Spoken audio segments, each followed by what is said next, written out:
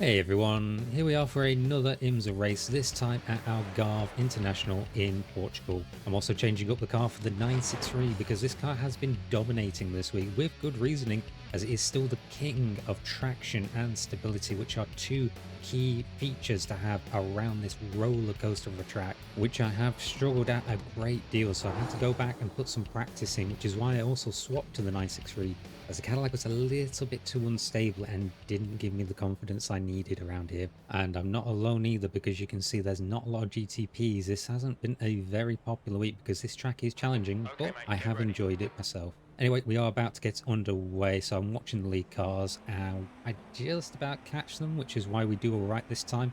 Very hard to see as you're coming over the Go, crest there, feel but it. we've got some good space around us heading into T1, which is a difficult one considering it does tighten up. So I'm expecting an incident potentially. And yep, two cars off to the left hand side. So I'm just going Incident to in keep to the Primera. Think right, it might be looking Nikolai. now for the cars in front, because we are still asking a lot of these cold tires on this There's an opening lap. incident in And turn two. watching those two Looks go like it's side by Nikolai. side, especially over this left-hander, which is over a crest, and the car goes very light.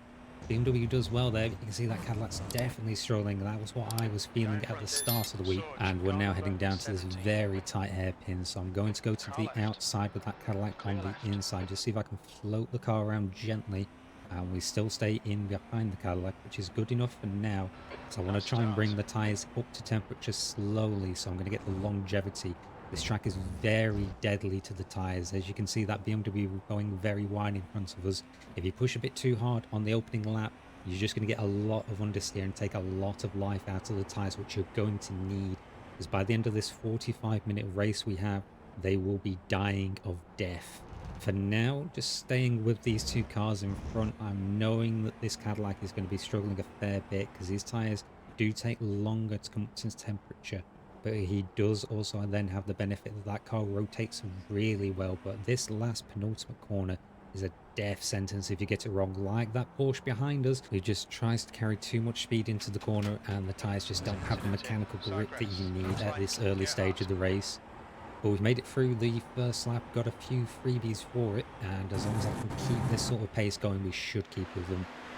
We can now look back at the incident on turn one, and this is what I'm saying: when it tightens up in that first corner, you do have a wide entry, but it then tightens up just at the apex, and I feel that the Porsche maybe could have left a little bit more space for that BMW because he was already far right. But we are definitely going to see this Porsche again because he is a very fast driver today. And this is what I'm talking about, that mechanical grip on the end of that last penultimate corner. But here's that Porsche we saw. Nikolai is going to very quickly start making his way through the LMP2 field to see us once Seventh again. position. Continuing on though, on lap 2 into turn 1, and I'm just going to go very wide here, overestimating the temperature and the tyres. You need a lot, but in front of You've us got the we've had track. another Keep it nice and incident. tight. Looks like Alexander cut across there, also overestimating his cold tyres, and he's rejoined into those two cars, which is going to really put a little bit of fight between them. Now, if I can try to get up with them, there might be some opportunities for me, but I'm still kind of struggling here on the cold tyres, so I'm just going to end up watching them going side by side into the hairpin. Alexander does well to hold it around the outside, and the Left Cadillac side. had a bit of a moment on the curbing, which now Still puts there. him alongside Clear us. left. I don't really want to battle too early here, but I'm actually going to get the position for him. But now I overestimate by braking into this right-hand turn, so now I'm Car right. drifting wide, and the Cadillac is coming back Still at us there. over the crest. He's Clear got a right. much Keep it better within drive track out of the limits. corner, and he cuts off our nose coming over that left, very close to an incident. So I now try and just settle back into my pace, because you can see the LMP2s are right behind us. Those cars get up to their temperatures a lot quicker, and they don't have the heavy hybrid system that we have to chug around here. So they are a lot quicker through a lot of these slow speed corners, and definitely seem to have the same amount of traction, if not more, especially in this penultimate corner where you can see that Cadillac's having a big wiggle, and the LMP2 leader is almost looking to our outside there, just trying to keep his own speed because he is racing against the guys behind him, and we just slow him up overall. Now skipping through to lap 10, and we've just stayed in behind the Cadillac, keeping a good pace with him, and we can see Nikolai in the relative is also gaining on us now, just 2 seconds behind. Now watch the Cadillac. This guy is really squirming trying to get the power down. The Porsche is definitely a lot more planted with that traction bonus. Gonna have a big lift coming over the crest here, and then just try and keep on the power because there's a lot of dirty air following this close through that long corner. But that means I am now very close to the back of Cadillac, closing in with the slipstream, but I'm going to back off because you really have to be committed and alongside already to make a move into turn one. So I'm just going to still ride this out, try and make the best of it behind him. But there's been another incident that BMW's hit the GT3 in front of us, who thankfully holds his place, so we're able to get through without an incident. But that did not look good there for the GTP. Having a look back, he just kind of goes down the inside, not really committing to it, and the Mustang really just tries to turn for the corner, but the BMW doesn't really turn with him. We're on board with the BMW looking at his steering input, and he just doesn't really turn for the apex, which then sends the poor Mustang around. Definitely not the best move by them, but that now meant that I've stuck behind the Cadillac for another lap here, and we're now coming into the main part of the GT3 traffic, so this is going to get more interesting now, as I'm going to be trying to really stick with this guy as we're going through all the GT3s. It's going to get off to an interesting start because I'm watching this portion. Normally they will go to the outside there, but he decides to hold it tight, and that means I've got to try and follow the Cadillac around. Easy one for the Mustang on the straight, but I can see straight away we're going to get it stuck in behind that Porsche, so I have a big lift here. Save some fuel and just let my patience pay off, because we should be able to follow this Cadillac through. The Porsche goes to the outside. I do put my nose in and I commit a lot more than that BMW did a lap earlier, but that Porsche is able to actually hold it around the outside, so I have to leave space for him, and that now compromises me because Nikolai is back and he's alongside us here in the run down to the hairpin. I'm just going to try and brake a little bit later, carry the speed around because I don't want to get caught up behind him. This could compromise me getting through the GT3 traffic because I'm now watching this Mustang that's in front of us and I can see we're not going to get past. So I need to sort of just manage it with Nikolai alongside me. Now gain enough for an exit here because I need to be to the right of the Mustang. Nikolai's actually going to split in between us to the left, but I've managed to carry enough speed there to go around the outside and now hug the inside line here to make sure Nikolai can't send it back at me. We've got another Mustang though, and that means I'm going to have to try and get past him, try and place him between me and Nikolai. So I do go for the move down the inside, making sure to get it stopped and hug that inside corner, then get on the power, compromising the Mustang. But that's just unfortunately how it goes when I have to be this aggressive in the traffic.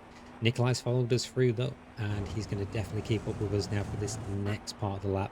We'll at least manage to keep up with that Cadillac so I can use some of the slipstream to defend. And on the next lap, we're going to come up to a rather serious case of GTP bullying. We're on board with Alexander, who is chasing that BMW we saw earlier, who gets down the inside, but the Ferrari is turning in at that point, and Alexander tries to still go for the inside corner there when it's really just going to close on him.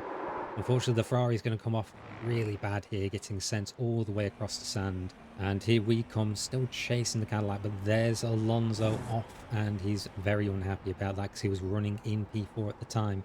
If you think Alexander did the right thing, then let me know in the comments, but I'm going to disagree with you and say that's very much on Alexander there.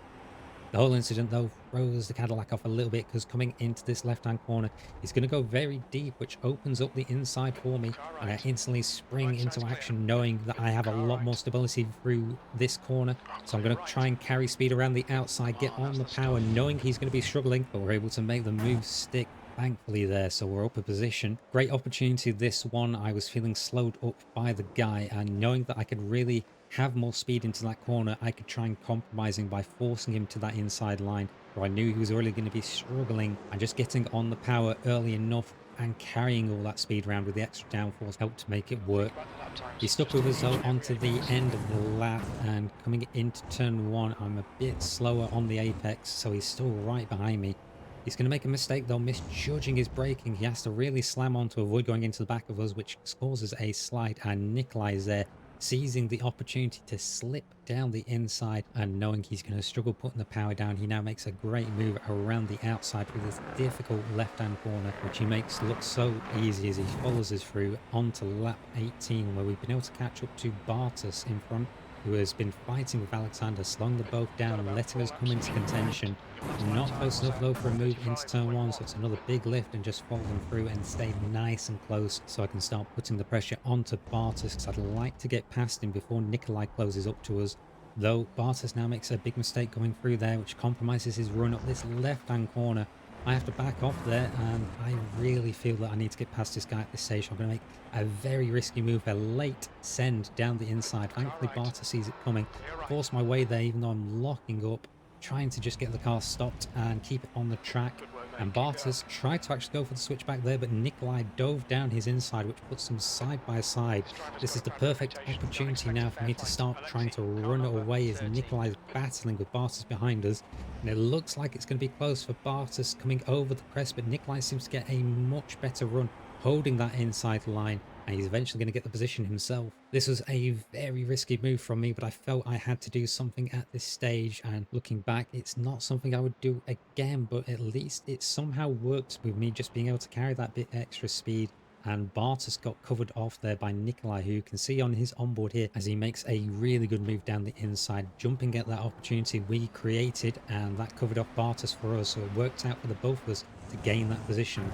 Onto lap 21 now, and we're running on empty, so it's time to go into the pits. We managed to actually pull a good gap to Nikolai, who was just a second behind us, so I thought I was safe coming into the pits, but we're going to actually see Nikolai's very close as he goes as late as possible. Looking at the onboard, he actually does lock up his rears, sliding all over the place, but he's just about able to get it stopped.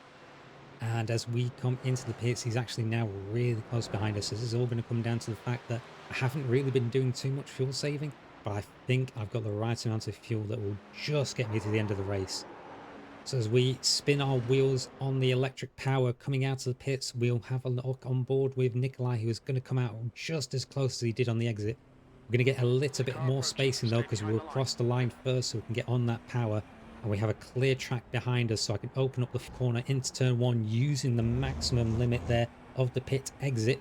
We do have some LMP2 traffic. That leader's caught up to us once again, and he's going to be stuck behind us as we're making this little bit of an outlet. I'm still close to Alexander though. We're less than a second, so we could potentially be in for a P4 if I can pull my finger out and get the pace that we need. But it's going to get difficult because I can see that a Mustang is potentially going to get in the way if Alexander gets past him, which he is going to do, taking the inside line. The Mustang helpfully gives it to him, and I could have been a bit more committed here to try and get down the inside of the Mustang at this point, but instead I decided to try and wait and get the exit, but the Mustang is really slow on the exit here and then just waits before moving over, which cost us half a second there to Alexander. And Nikolai is closed up right behind us, and he's not going to be happy that I've just made that mistake, because he's also probably thinking that he can get through at this stage and get back up to Alexander. But I think we're both equal on pace, even though Nikolai is a 5.2k driver, as he goes down my inside now trying to make a move on us. And he's going to now try to do what I did to the Cadillac earlier, but I'm very confident through this section in the Porsche. So I try and just carry the speed, not drift too wide to go into the side of Nikolai and then get on the power. But this is now working out perfectly for Alexander, because he's now pulled 2 seconds for us as we're fighting, still coming out of the last corner onto the start-finish line. Nikolai is really close to me, so I am going to defend into turn one. Looking back, I should have just let him go at this point, because we could have still then caught back up to Alexander. But into turn one, we are side by side. I try to make sure I don't drift too wide, but Nikolai's over the curving, and now he's still there as we're going side by side again into this third corner. And now I'm really compromised through this up and left corner, where Nikolai gets a much better run. So he's now just edging ahead of us as we run down towards that hairpin corner. He's got the inside here, and I've decided finally I should back off, and I just aim to try and turn in behind it, but I turn in a little bit too soon and end up hitting that yellow sausage curb that's there on the inside, which costs me time. And now my mindset suddenly starts panicking, because I'm thinking, oh no, I'm going to lose him if I don't start really pushing now. And this is what leads into these sort of mistakes I'm making, where I'm just overdriving the car, asking way too much of the tyres at this stage of the race, where they're starting to wear out, and it's going to hurt me even more, because these tyres are now going to really start falling off if I keep driving like this, where I'm just constantly throwing too much speed into these corners. And you can see the effect that's having as Nikolai starts walking further and further away, which then pushes me to start pushing even more, which just compounds the issue and means I'm going to keep losing more tyre life at one of the most important stages of the race. Thankfully, the car is actually starting to squirm about a bit, trying to get on the power, which finally tells me I need to start backing off and just settle into the rhythm again, because importantly, I have managed to keep within that second gap to Nikolai. So I'm going to have his slipstream, even as he almost gets hit by GT3 on the straight. We're going to keep with him over the next few laps as well, though I was struggling a lot more with the understeer as the car tyres started to really fall off a cliff. The GT3 traffic helped, but unfortunately we were not catching up to Alexander, who just really started to pull a big gap, seeming to get the better of the traffic at this stage of the race. I still hung in there though, just in case something might have happened to Nikolai and we could have still got a P5 finish.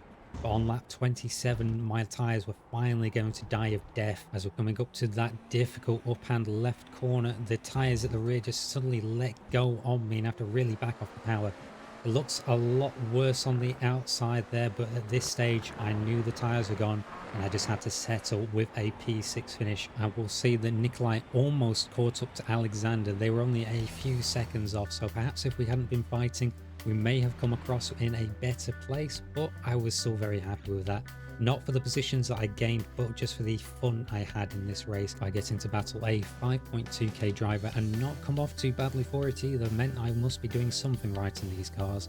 That is the end of today's race. I hope you have all enjoyed it. If you did, please give a like and subscribe as that helps me a great deal on the channel, and I hope to see you all again next time.